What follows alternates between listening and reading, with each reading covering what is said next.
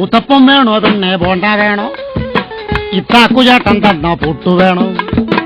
ഉത്തപ്പം വേണോ പിന്നെ ബോണ്ട വേണോ? ഇത്താക്കുചേട്ടൻ തന്ന പുട്ടു വേണോ? കദളിപ്പഴവും ചേർത്ത് കടല പരിപ്പും ചേർത്ത് നൽകിയിടാം പാൽപ്പായസം.